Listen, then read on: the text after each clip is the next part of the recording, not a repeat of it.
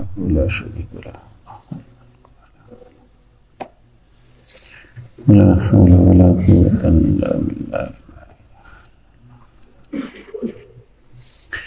إن الحمد لله نحمده ونصلي على رسوله الكريم. أما بعد، أعوذ بالله السميع العليم من الشيطان الرجيم. بسم الله الرحمن الرحيم. إنا أوحينا إليك كما أوحينا إلى نوح والنبيين من بعده وأوحينا إلى إبراهيم وإسماعيل وإسحاق ويعقوب والأسباط وعيسى وأيوب ويونس وهارون وسليمان وآتينا داود زبورا ورسلا قد قصصناهم عليك من قبل ورسلا لم نقصصهم عليك وكلم الله موسى تكليما رسلا مبشرين ومنذرين لئلا يكون للناس على الله حجة بعد الرسل وكان الله عزيزا حكيما.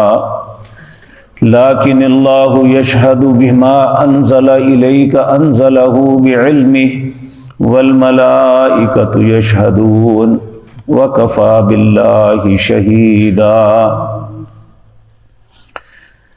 حضرات محترم،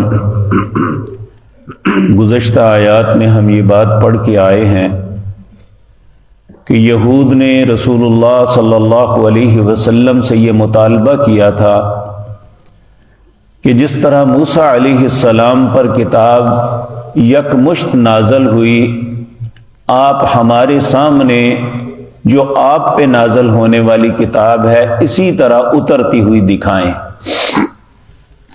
اس کے مقابلے میں اللہ رب العزت نے فرمایا تھا کہ یہ تو بہت چھوٹا مطالبہ کر رہے ہیں، انہوں نے موسیٰ علیہ السلام سے تو اس سے بھی بڑا مطالبہ کیا تھا۔ انہوں نے ان سے مطالبہ یہ کیا کہ ہمیں اللہ رب العزت کی ذات کو دکھاؤ، پھر ہم تم پہ ایمان لائیں گے۔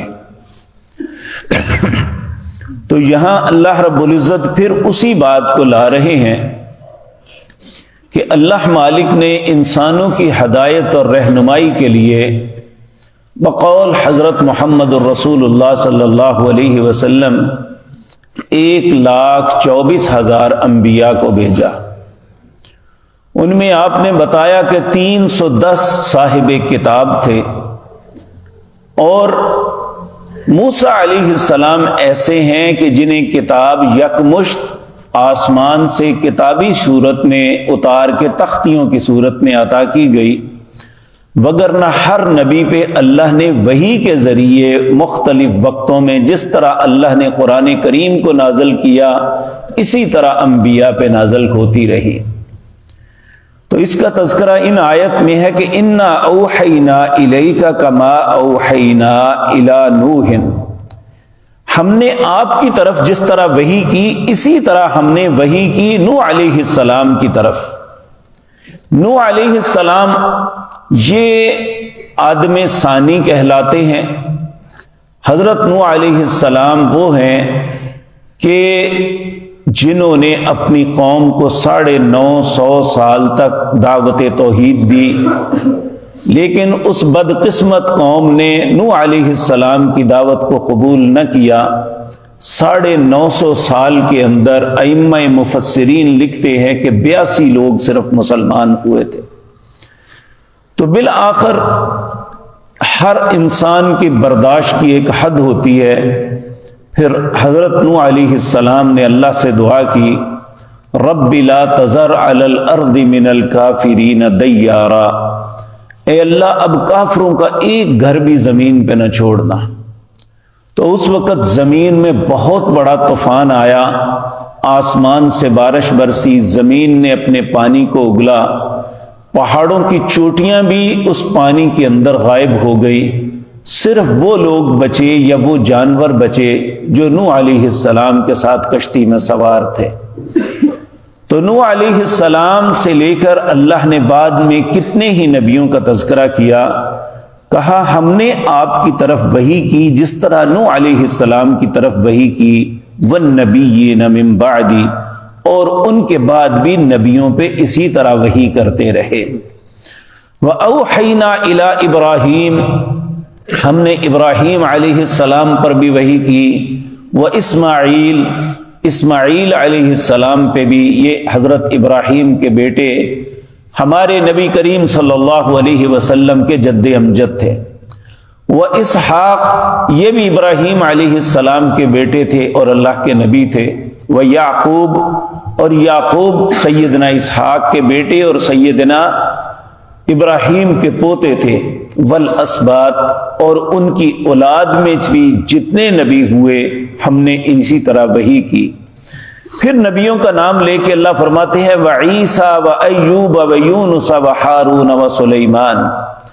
ہم نے عیسیٰ علیہ السلام، ایوب علیہ السلام، یونس علیہ السلام، ہارون علیہ السلام اور سلیمان علیہ السلام پر بھی اسی طرح وحی کی جس طرح ہم آپ پہ وحی کرتے رہے ہیں۔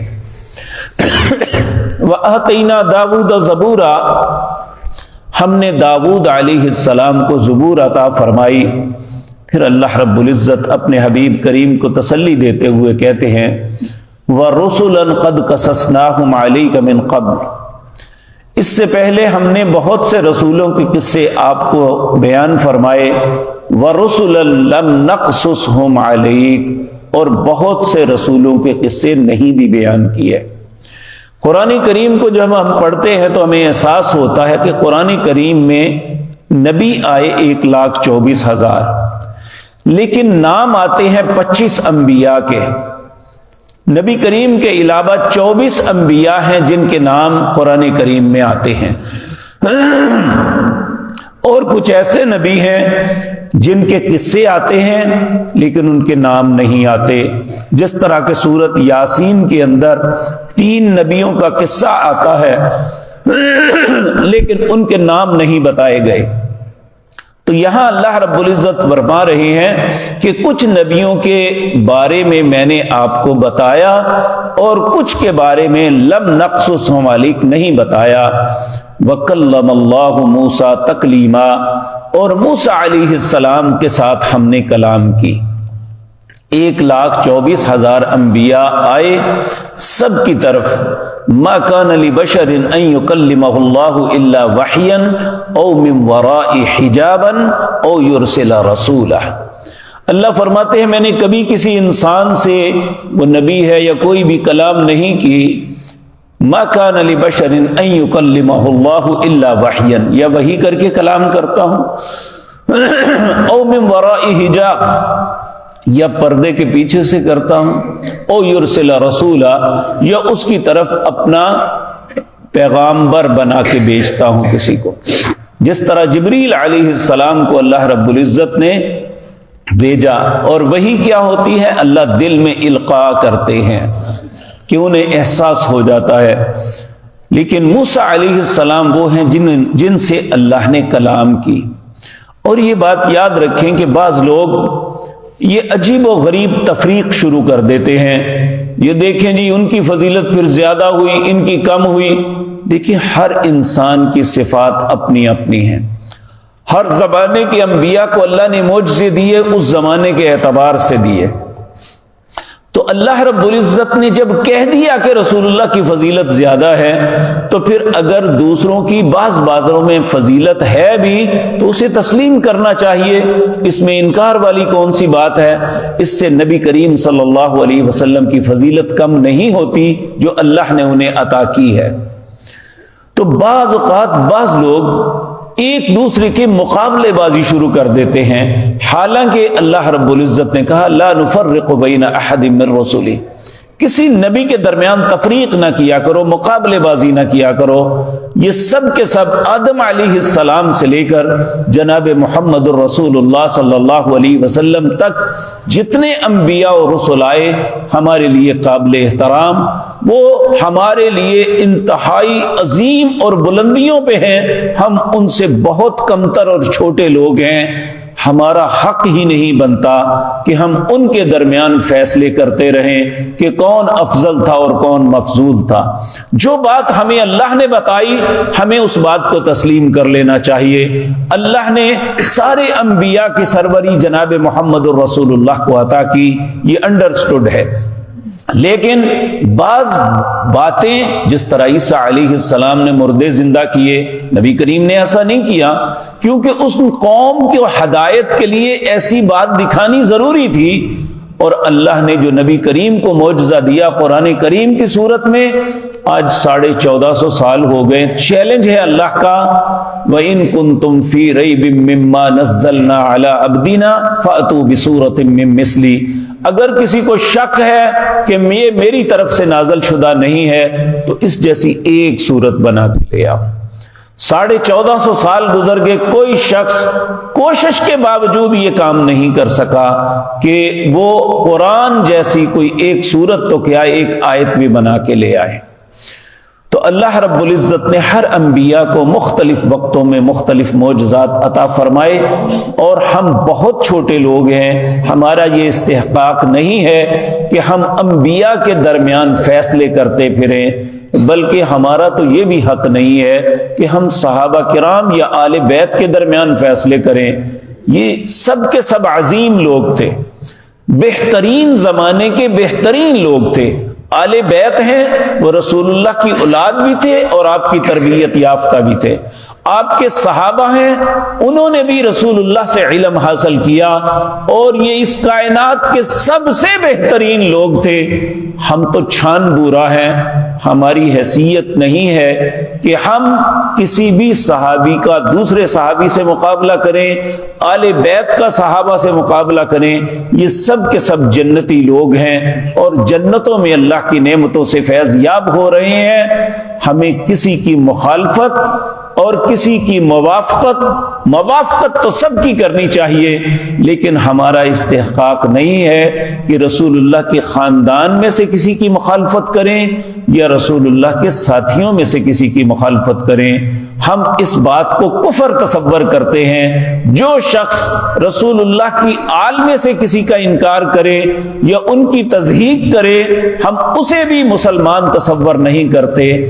جو رسول اللہ صلی اللہ علیہ وسلم کے ساتھیوں میں سے کسی کے ساتھ ایسا کرے، ہم اسے بھی مسلمان تصور نہیں کرتے۔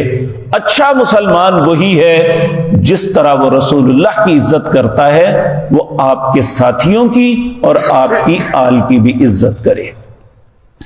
تو اللہ رب العزت فرما رہے ہیں رسولوں کا کام یہ نہیں کہ تمہیں سٹنٹ دکھاتے رہیں کہ تم جو مطالبے کرو وہ پورے کرتے رہیں۔ رسولوں کا کام کیا ہے؟ مبشرین و منذرین، جو اچھا کام کریں گے انہیں بشارت دیتے ہیں کہ تمہارے لیے یہ انعامات ہیں، ومنذرین، جو برا کرتا ہے انہیں ڈراتے ہیں کہ یہ اس سے باز آ جاؤ وگرنہ تمہارا یہ انجام ہوگا۔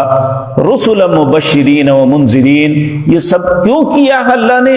لئلا یکون للناس علی اللہ حجۃ بعد الرسل، رسولوں کو بھیجنے کے بعد اللہ کے سامنے کسی کے لیے کوئی حجت نہ رہ جائے کہ اللہ ہمیں پتہ نہیں چلا۔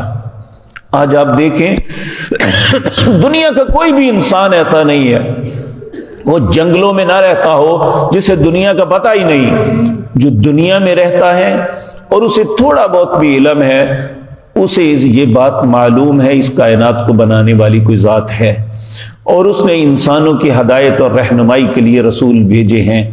اگر ہم ان رسولوں کے کہے ہوئے پہ چلیں گے، اور پھر جس نے رسول بھیجے اس نے بالآخر کہہ دیا اب میرا یہ آخری رسول آ گیا، پہلی ساری شریعتیں کینسل، اب جو رسول اللہ کی اطاعت کرے گا وہ ہدایت پہ ہے، اس کے علاوہ کوئی ہدایت کا رستہ نہیں۔ تو اللہ رب العزت فرماتے ہیں اللہ پہ کوئی حجت باقی نہ رہے۔ وَقَانَ اللَّهُ عَزِيزًا حَكِيمًا، اور بے شک اللہ غالب حکمت والا ہے۔ اب اللہ اپنے حبیب کریم کو کہتے ہیں لیکن اللہ یشہد بما انزل الیک وانزلہ بعلم، لیکن اللہ اس بات کا گواہ ہے جو آپ کی طرف نازل کیا گیا ہے، اس بات پہ اللہ گواہ ہے۔ یہ مانے یا نہ مانے، ساری دنیا انکار کر دے، نعوذ باللہ، نبی کریم صلی اللہ علیہ وسلم کی رسالت کا، اللہ کہتا ہے میں گواہ ہوں، میرے رسول ہیں، جو ان پہ نازل ہوا میری طرف سے ہے۔ نہ مانے گا تو وہ انسان اپنے لیے نقصان کرے گا، اس میں اللہ یا رسول اللہ کا کوئی نقصان نہیں ہے صلی اللہ علیہ وسلم۔ تو اس لیے اللہ فرماتے ہیں لیکن اللہ یشہد بما انزل الیک انزلہ بعلمی، جو ان پہ اپنے علم سے اتارا، والملائکۃ یشہدون، میرے سارے فرشتے بھی اس بات پہ گواہ ہیں کہ رسول اللہ صلی اللہ علیہ وسلم پر نازل ہونے والی جو بھی باتیں ہیں وہ اللہ کی طرف سے ہیں۔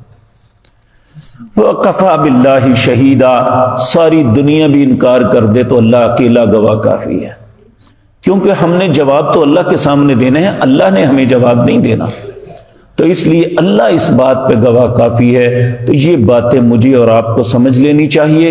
ہمارا استحقاق نہیں ہے کہ ہم انبیاء کے درمیان فیصلے کرتے رہیں یا ان نیک اور صالح لوگوں کے درمیان فیصلے کریں جن کے متعلق رسول اللہ نے فرمایا کائنات میں اس سے بہتر لوگ ہی کوئی نہیں ہے۔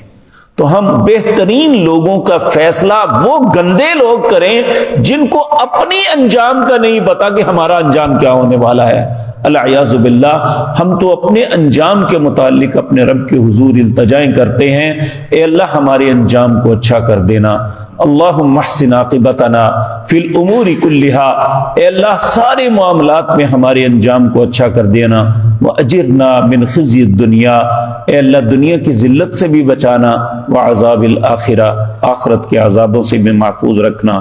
اقول قولی ھذا واستغفر اللہ۔